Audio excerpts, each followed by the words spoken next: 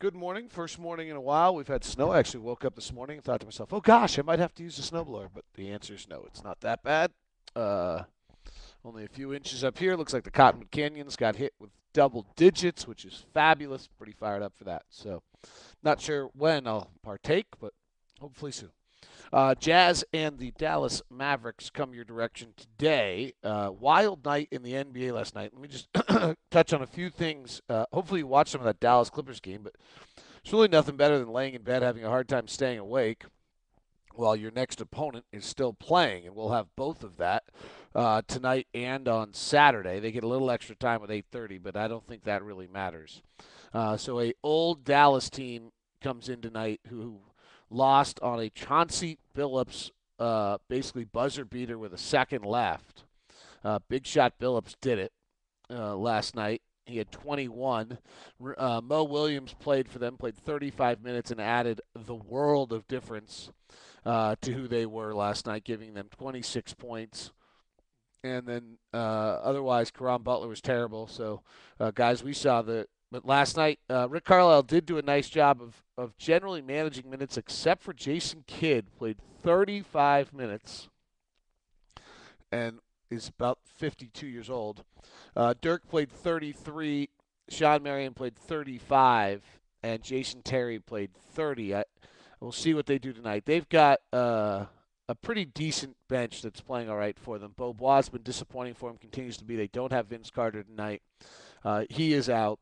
Mahimi is been really maybe the surprise of the year at their center position, and then Brendan Haywood is a big body who's been very disappointing for them. And Lamar Odom still hasn't gotten going, but we all know that Lamar Odom can get going the minute he sees the Jazz. Like if there's ever a script to get Lamar Odom going, this probably would be the one. Some other interesting things quickly on last night before I talk about some things from Jazz practice. Big, impressive road wins for San Antonio and Denver last night. And then I would even say the Suns win in New York. Just you got to look at them for some second as we're looking at whether the Jazz are making a playoff push. They stay alive. Grizzlies get a good road win last night as well. And the Jazz needs somebody to drop out, namely Memphis. And then I think the playoff push is going to become Houston, Utah, and Memphis for that eighth and final spot. So Memphis getting a big win in New Orleans last night.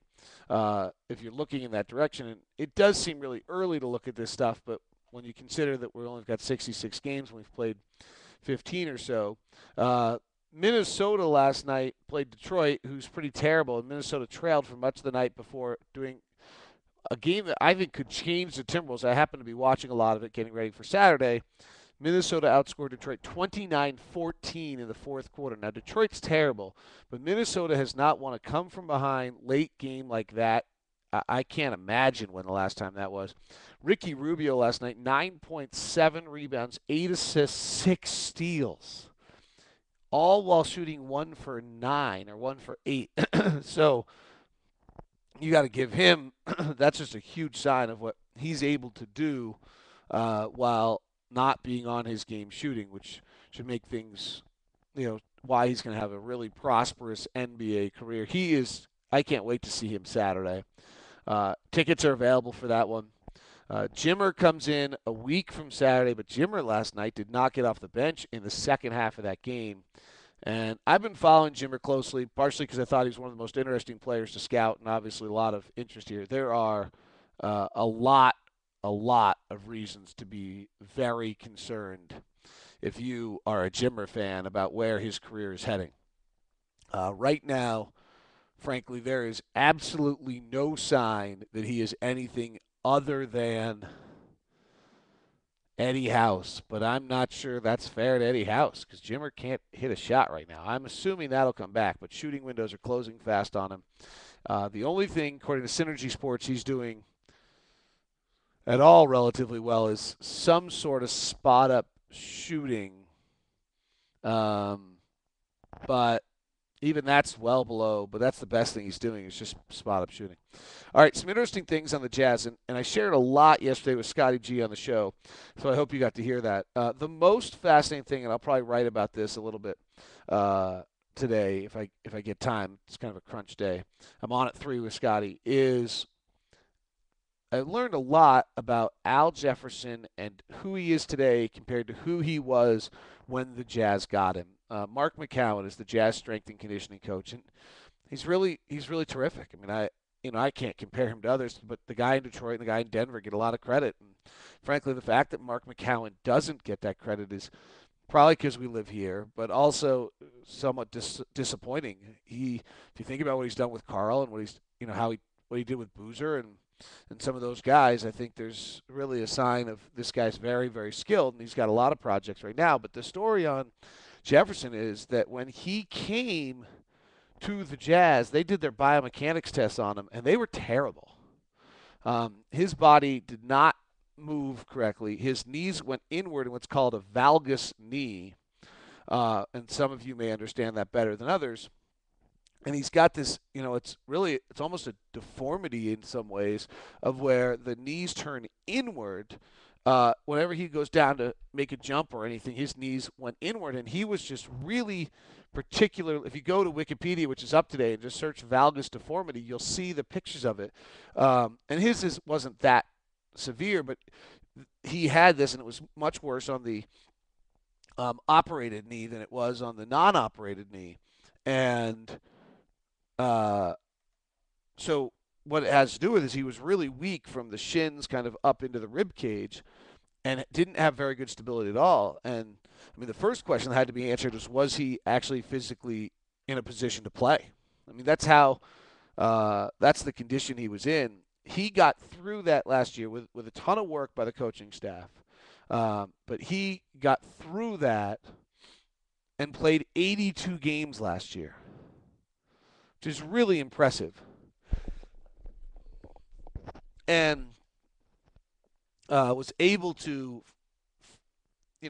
work his way through the season, but he didn't seem very good laterally last year. He didn't seem particularly athletic, and those were a lot of the comments about him. Well, he goes to Santa Barbara this year and works out starting in June throughout the whole lockout. He comes back. He's 28 years old. At 28 years old and 280 pounds, he increases his vertical jump, which is, according to Mark, pretty unheard of. Even more so, they have lateral force exercises where the force you can create laterally, he blows those out of the water and makes huge improvements in both those areas, which it's really, it's just at 28 years old at his weight, that's the amount of work he had to put in to do that. I mean, the amount of work you have to put in to maintain is pretty high for him to do that. And talking to Al, you can see it. I mean, Al looked at me like, you can see it, can't you? I was like, well, you tell me. And he talked about multiple jumps for rebounds. His rotations, which have been made easier by this coaching staff, are a million times better than they ever were before. There's some more steps that need to be taken in that. And it's really a tribute to Mark McCowan and the coaching staff, the people in Santa Barbara at P3, and to Al for that kind of commitment. That's a pretty neat story, and we're seeing Al get better and better. Now, what's interesting right now is Al's really not having a very good year. I ran a bunch of Al's career numbers yesterday, put them up on my Twitter. He's actually probably having his least efficient offensive year of his career. That'll change. That's what's interesting about the Jazz right now is, remember, they came out of the situation they came out of the situation of training camp working on defense and just putting the offense together. And some of the Millsap's been fine, but some of the other guys, Harris and Jefferson, are really struggling. They're having the worst years of their career right now. I would assume both of those will uptick toward, their basketball card. We always talk about that someone goes to what the back of their basketball card is. Well, it goes both ways. We always talk about it, someone's hot, they'll go back to the back of their basketball card. I would assume that most of the Jazz players will get there. CJ is underperforming his basketball card. Devin Harris is underperforming his basketball card. Earl's above in some areas, below in shooting percentage. Jefferson's below the average in his basketball card. These guys will all uptick as the season goes on. So will everybody else who's coming through the lockout and getting a little bit better, and the Jazz defense will continue to get tested, and really we'll find out if the Jazz defense is that much better than it has been. The one concern on the Jazz defense right now is teams are missing an unnatural amount of shots late in games from behind the arc. And that was the same thing as last year.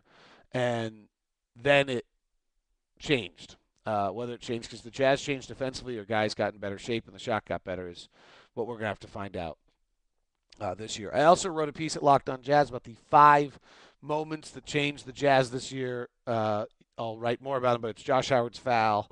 You can read more about him if you go there. Josh Howard's foul in San Antonio. Tyrone Corbin's speech in San Antonio. Double block in Denver by Raja and Gordon Hayward. Raja getting in Kobe's face in Earl's play the other night. And tonight's interesting to this ball game because Dallas comes in having played the minutes we talked about. What the Jazz have done the last few nights is made games difficult, tough, physically demanding, and worn teams out. And if the Jazz do that again tonight, then I think they win because Dallas, that's not the game Dallas wants to play tonight. Dallas is going to play a lot of zone. They're going to try to preserve their legs in that fashion, and the Jazz, a team that can't shoot, is going to have to find a way to make some shots. But the Jazz are also going to have to find a way to physically make the game difficult on the Dallas Mavericks.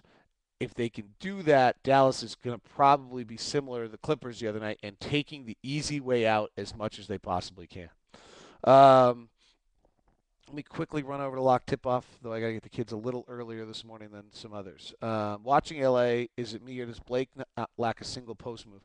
I actually thought late in the game Blake had a pretty decent post move, which was one of the better ones I've seen from him in quite some time. So I would say,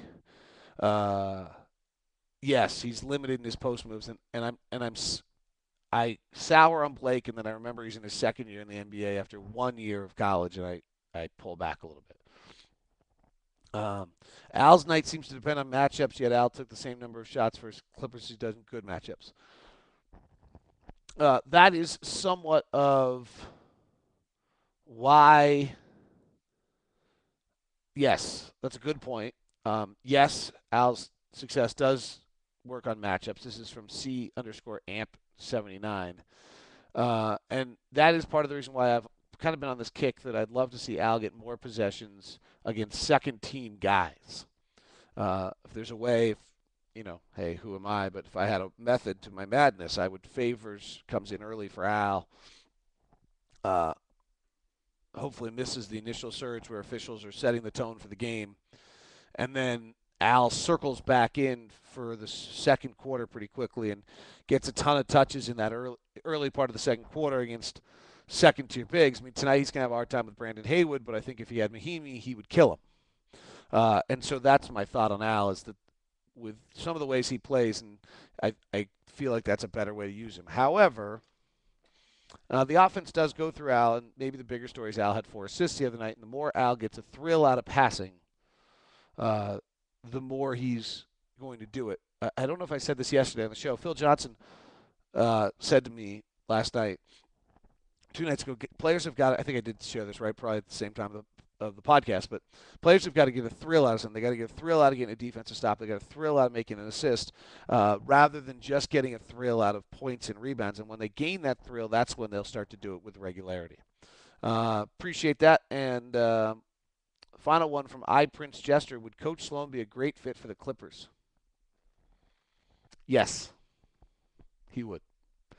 Whether Chris Paul and Blake Griffin want to be coached like that, I think would be the different question. I mean, Jerry's got to figure out whether he wants to deal with players who want to coach as well as be coached, and that's what we got going here, and that's not what was going on earlier in Jerry's career. I think that's part of it, but yes, Jerry would be a huge upgrade from Vinny Del Negro, though. As much as we all blast Vinny Del Negro, that out-of-bounds play last night that was drawn up for Chauncey Billups is one of the best I've ever seen. So give Vinny credit for that.